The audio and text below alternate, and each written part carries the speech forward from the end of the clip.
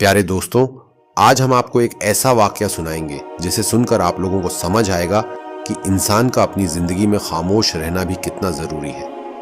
ये वाकया है एक ऐसी लड़की का जो हमेशा शोर मचाती रहती थी और लोग उसके शोर से हमेशा परेशान रहते थे। ऐसी ही मजीद वीडियो देखने के लिए हमारे चैनल इस्लामिक वॉइस को सब्सक्राइब करें। बिस्मिल्लापुर एक छोटा सा गांव था जहां हर कोई एक दूसरे को जानता था। इस गांव में रहने वाले लोग बहुत साधारण और मेहनती थे। यही एक ऐसी जगह थी जहां पर हर कोई खुशहाल जिंदगी जीता था। लेकिन इस गांव में एक ऐसी लड़की थी जिसका नाम था आयशा। आयशा एक मुसलमान लड़की थी जो अपनी मासूमियत और खुशमिजाजी के लिए जानी जाती थी।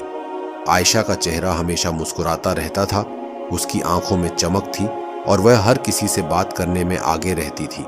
उसका मानना था कि जिंदगी का असली मजा खुश रहकर जीने में है।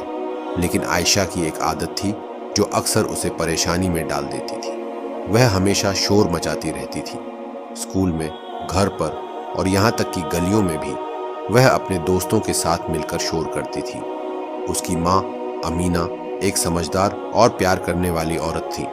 वह हमेशा आयशा को समझाने की कोशिश करती थी कि कभी कभी शांति भी जरूरी होती है। बेटा, अगर तुम हमेशा शोर मचाती रहोगी तो लोग तुमसे दूर हो जाएंगे, अमीना अक्सर कहती थी। लेकिन आयशा हमेशा अपनी माँ की बातों को हल्के में लेती थी और हंसते हुए कहती, माँ, मैं तो बस खुश रहना चाहती हूँ। आयशा का स्कूल में भी यही हाल था। जब टीचर पढ़ाते थे वह अपने दोस्तों से बातें करती रहती थी।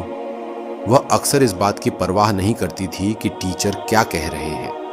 उसके दोस्तों का कहना था कि अगर वह थोड़ा शांत हो जाए तो उसकी जिंदगी और भी अच्छी हो जाएगी। लेकिन आयशा इस बात को नहीं समझती थी। एक दिन स्कूल में एक बड़ा इवेंट आयोजित किया गया। आयशा ने अपने दोस्तों के साथ मिलकर इवेंट की तैयारी की। वह सोचती थी कि इस इवेंट में उसका शोर सबसे अलग होगा। उसने अपने दोस्तों से कहा, हम सब मिलकर इस इवेंट को यादगार बनाएंगे। सभी ने खुशी खुशी इस प्लान को मान लिया। इवेंट का दिन आया। आयशा ने स्टेज पर चढ़कर गाना शुरू किया। उसकी आवाज सबको अपनी तरफ खींच रही थी। लेकिन जैसे ही उसने शोर मचाना शुरू किया, लोगों की मुस्कुराहटें गायब हो गई। सब लोग उसे घूरने लगे। एक बुजुर्ग ने कहा, यह लड़की कभी नहीं सुधरेगी। आयशा को उस समय समझ नहीं आया कि वह क्या कर रही है। वह बस मजे में थी। लेकिन जब उसने लोगों के चेहरों पर नाराजगी देखी तो उसे थोड़ा अजीब लगा। उसे एहसास हुआ कि शायद उसका शोर लोगों को परेशान कर रहा है। लेकिन उसने फिर भी इसे नजरअंदाज कर दिया। उस रात आयशा ने एक अजीब सा सपना देखा। सपने में एक आवाज आई, आयशा, तुझे अपने शोर की वजह से अपने कर्मों का भुगतान करना पड़ेगा। वह सपना इतना वास्तविक था कि वह रात भर जागती रही। सुबह जब वह उठी तो उसका सिर दर्द कर रहा था। उसे लगा कि यह बस थकावट है। लेकिन जब दिन भर दिमाग में वही आवाज गूंजती रही तो उसने सोचा कि शायद उसे कुछ बदलाव करना चाहिए। आयशा ने अपने दोस्तों से इस बारे में बात की। उन्होंने कहा, शायद तुम्हें थोड़ी देर के लिए चुप रहना चाहिए। लेकिन आयशा ने इस सुझाव को भी नजरअंदाज कर दिया। वह हमेशा की तरह मस्ती में रही। लेकिन जैसे जैसे दिन बीतते गए, आयशा को एहसास होने लगा कि उसका शोर उसे अकेला कर रहा है। वह देखती थी कि उसके दोस्त उससे दूर होने लगे हैं। हर कोई उससे बात करने में कतराने लगा था। वह जब भी स्कूल जाती उसे अपनी दोस्तों की हंसी की आवाज सुनाई नहीं देती थी। एक दिन आयशा ने फैसला किया कि उसे कुछ बदलाव लाना होगा। उसने अपनी माँ से बात की। अमीना ने कहा, बेटा, अगर तुम चाहती हो कि लोग तुम्हें प्यार करें तो तुम्हें अपनी आदतों पर काम करना होगा। आयशा ने सोचा, क्या सच में मैं अपनी आदतों से लोगों को दूर कर रही हूं? इस विचार ने आयशा को परेशान कर दिया। वह सोचने लगी कि क्या उसे अपने शोर को कम करना चाहिए, लेकिन वह इसे छोड़ने के लिए तैयार नहीं थी। वह सोचती थी कि क्या खुशी की कोई कीमत होती है? क्या उसे अपनी खुशी को छोड़कर दूसरों को खुश करना चाहिए? एक दिन जब वह स्कूल में अपने दोस्तों के साथ बैठी थी, उसने देखा कि वे सब एक कोने में बातें कर रहे थे और उसे नजरअंदाज कर रहे थे।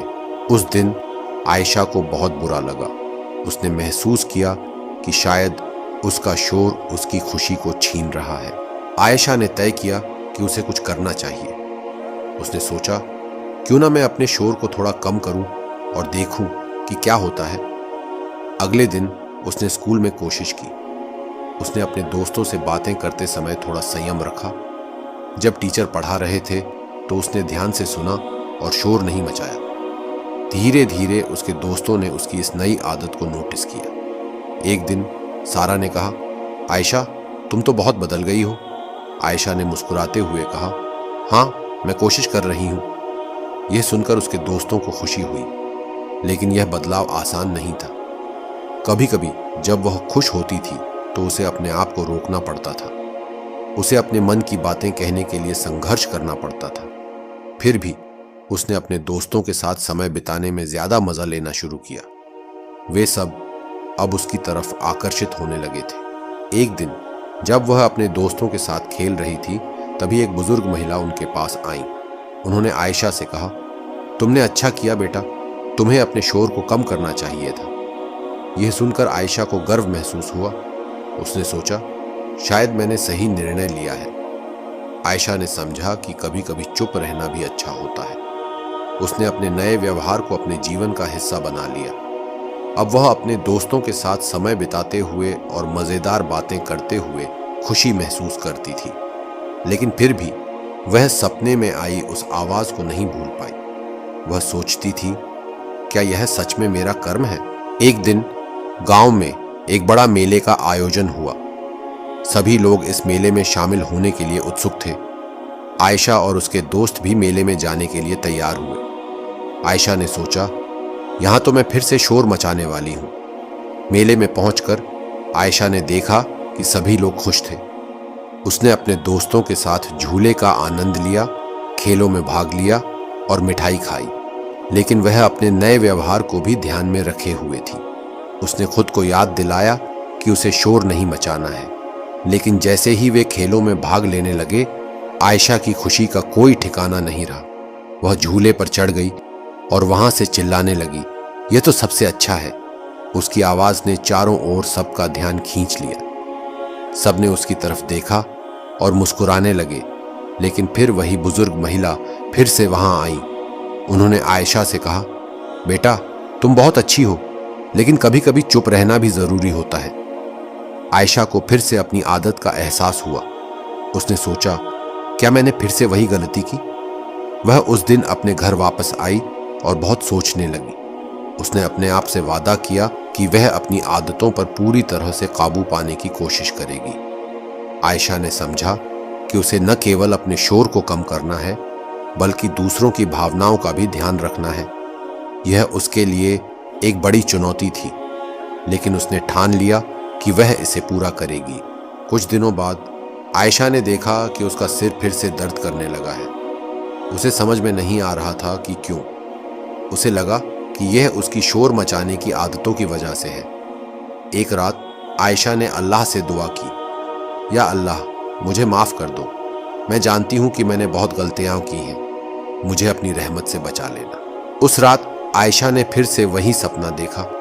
इस बार वह आवाज और तेज थी, आयशा, अगर तुम अपने आप को नहीं सुधारोगी तो तुम्हारे लिए अच्छा नहीं होगा। यह सुनकर आयशा डर गई। उसने सोचा, क्या सच में अल्लाह का अज़ाब मुझ पर आ रहा है? अगले दिन वह स्कूल गई, लेकिन उसका मन बहुत भारी था। उसने अपने दोस्तों से बात करने की कोशिश की, लेकिन उसकी आंखों में डर था। उसके दोस्तों ने पूछा, क्या हुआ आयशा? लेकिन वह कुछ नहीं बोल पाई। उसने सोचा, क्या मैं सच में इतनी बुरी हूं? वह दिन भर उदास रही।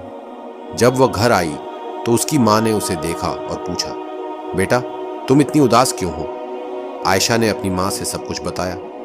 अमीना ने कहा, बेटा, अल्लाह की दया से कभी निराश मत होना।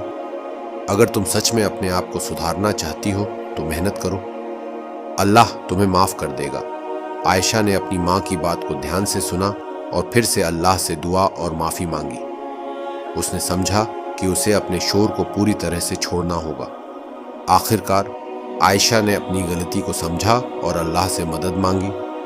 उसने वादा किया कि वह अपने शोर को कम कर देगी और लोगों का सम्मान करेगी।